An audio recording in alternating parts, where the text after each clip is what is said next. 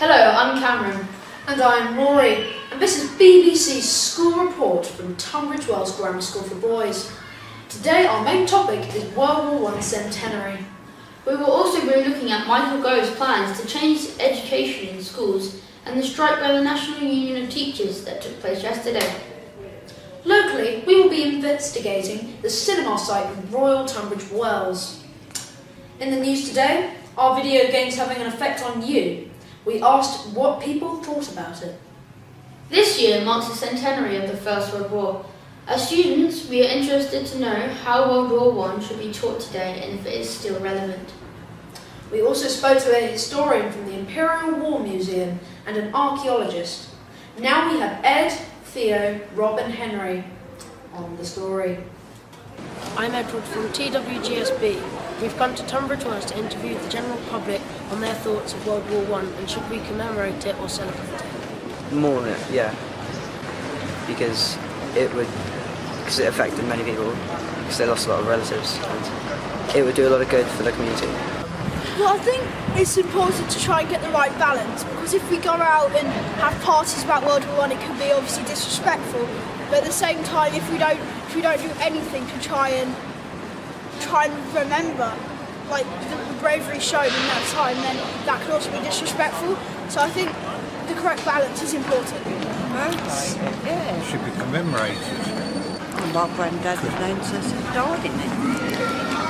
Remembering the people that died, not so much for celebrating the war. Do you feel that the sacrifices that were made were for nothing? Oh, now that's a very difficult question. In a way, I agree, yes, they were, because our country isn't now as it was when the men were fighting and dying. You know, almost every village has a war memorial, and on Remembrance Day there are solemn events at each one of these usually where people remember and lay poppy wreaths and do things like that. Looking at the reactions of the general public, they would say the sacrifices are for nothing is a false statement, but one to say that the statement is true. Yet, why? We shall never know. One thing is for certain, the world would have been different without their ultimate sacrifices. Hi, I'm Robert, reporting for this BBC school report from TWGSB. I'm going to be interviewing members of the public and Peter Barton about the La Brosselle projects. Do you think we should celebrate or mourn the First World War? I think there's probably somewhere in between. Commemoration is better than both those things. What I'm hoping to get across tonight is how little we know about the First World War. I'm here with Nigel Musselwhite-Steele, who is Principal Historian at the Imperial War Museum. Nigel, what's the museum actually doing for the 4th centenary? The Imperial War Museum is very busy at the moment. We've got several things planned. The main thing is that in July of 2014 we're going to open a big new gallery looking at the years running from 1900 to 1929, so wrapping up the whole of the First World War. Thank you, Mr. Steele, for your interview. Many pupils around the world have been learning about the centenary of World War I. Many believe war diaries are the key to understanding the true feelings of the soldiers that fought in World War I. Mrs. Wilson, a student in Year 9's grandmother, has a story to tell you. My father was John Charles Richards, born in 1893 in Redruth, Cornwall. Charles was badly injured, had a shot in his hip joint and shrapnel in his stomach. This happened at the beginning of the attack, that is at 7:30 a.m. Lieutenant William Noel Hodgson, MC, was the bombing officer of the 9th Devons, and he was killed on the 1st of July, seemingly, as he predicted, carrying forward grenades to his soldiers who were clearing the enemy out of the trench leading to the Shrine machine gun. Charles's division was by the Halt, the railway at Mametz. Above them on the hillside was the cemetery with a shrine in it. Behind the shrine was a German machine gun post. Charles was pulled out of no man's land by 2 Welsh miners and put on the train and out of the battle just after he was wounded. Hello, I'm here with Mr. Strongman, interviewing him about our story. Do you think that using comedy programmes such as Blackadder is a good idea or not? Yeah, I think certainly it can be useful if it's put in the right context. So if I was to use Blackadder as a tool for teaching without explaining about the inaccuracies in that comedy, then obviously it wouldn't be very useful, because I'd have students going home thinking that the information provided by Blackadder was accurate. I think everybody of a generation or two, beyond the age of 20 at least, knows the horrors of World War I and indeed of World War II, but World War I was particularly horrific because it was using men as fodder.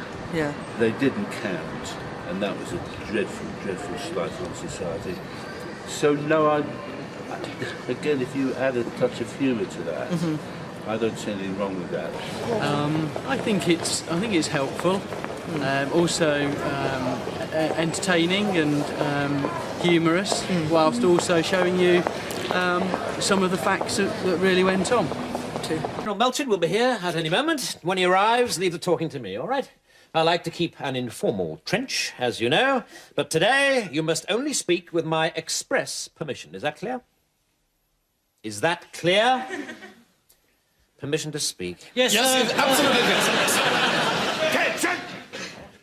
Teaching history through Blackadder is stupid.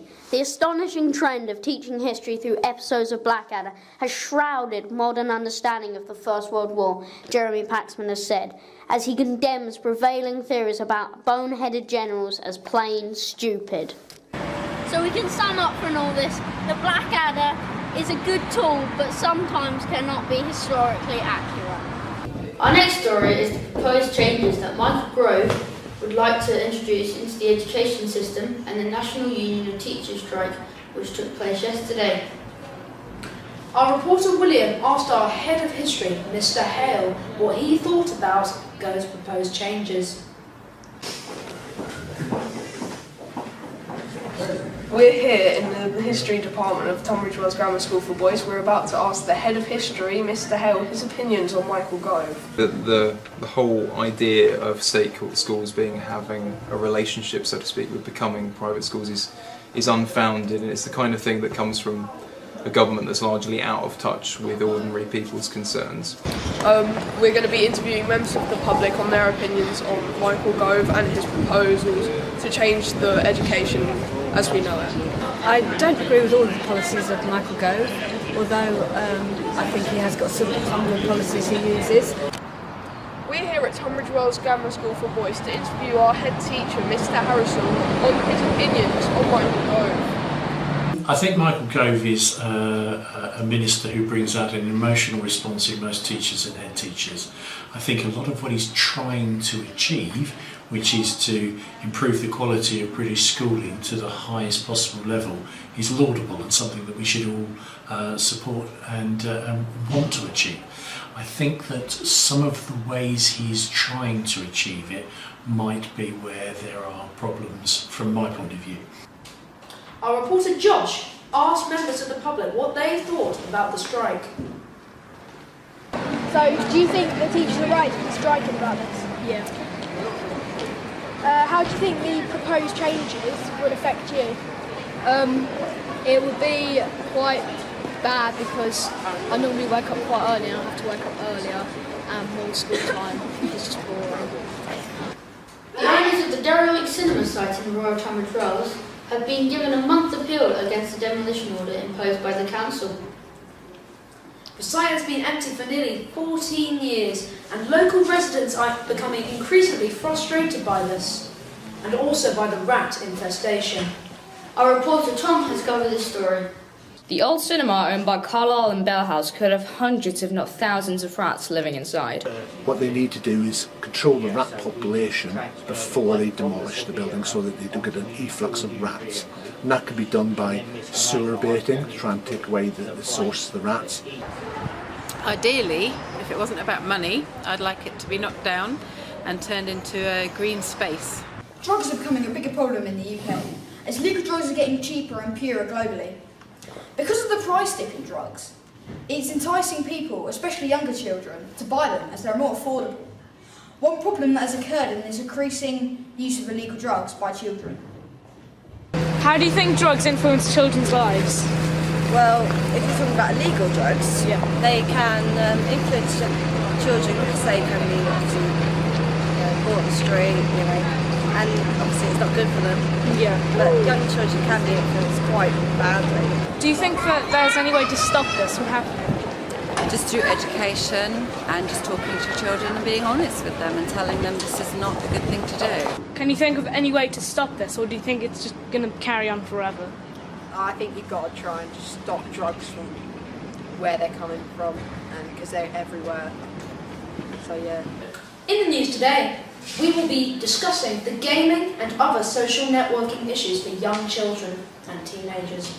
Hello, I'm Patrick, and I'm going into Tunbridge Wells Town Centre to try and find out people's opinions on violent video games and the effects on young children.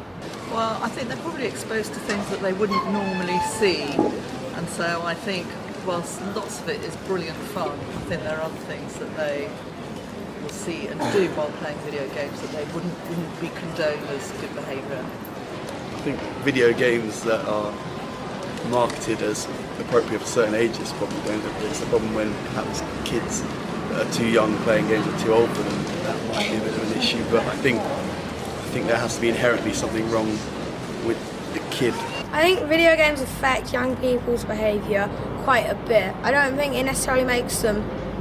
I think it depends on the type of video game to make it bad or worse. Like a more violent one can make them grumpy or see them reenact the moves and stuff, whereas a less violent one, a more kind of passive one. We have created a survey and handed it out to children from the ages of 11 to 14. We've also interviewed a member of staff to find out their thoughts on the matter. Our recent survey suggests that 11 to 13-year-olds spend the longest on video games per day than anyone above 13. And the most applicants think that it can sometimes have an effect on your behaviour if you spend too long on video games in one go. The TWGSB Oscars are the highlight of the year for media studies students, as their work is displayed in front of teachers, friends and proud parents. Last Thursday, students and parents of year 11, 12 and 13 dressed up in true Oscar style and walked the red carpet to the school hall where the 9th annual award ceremony took place. Winners of the Best Advertisement Campaign, Horror Film Opening and Music Video received the highest accolade of them all, a Golden Oscar. The evening was a great success, with some very happy winners and some gracious losers. Now we have Ben with the story about the football cuts. Sport England, the organisation responsible for the funding of sports, has cut budgets for football by around 2 million, with cuts for other sports as well. Of course they're giving away too much money to football players. They're just kicking a ball around on a pitch. It's fun, yeah, but you don't get paid, 32 million for every time you do a good ball to the player? Don't see the point. I love football. When I was 9, we won the World Cup, but we won the World Cup with real gentlemen playing on the pitch. And I think that when we return to having better standards of ethical behaviour, getting rid of cheating, then we'll be better off. Our final story is about Kim Jong-un haircut in North Korea. We now have Dan reporting on this story. How would you feel if you had the same haircut as every man in your town or in your country? Well, it's got to be like that for North Korea now, as Kim Jong-un has made a new rule that every man is required to have the same haircut as him. This is even worse than the 10 compulsory hairstyles that Kim Jong-un placed for men before. Women only had 18 to choose for, and they're mostly the same. Now, it's kind of like Kim Jong-un to pick rules like this, as he's very inexperienced, and barely the nephew of Kim Jong-il, the previous leader. I know that North Korea have made some very extreme rules, like political prison camps and not being able to leave the country. But is Kim's own do for every man too much? Thanks, Dan, and that is the end of our school report broadcast. Have a good evening, everyone.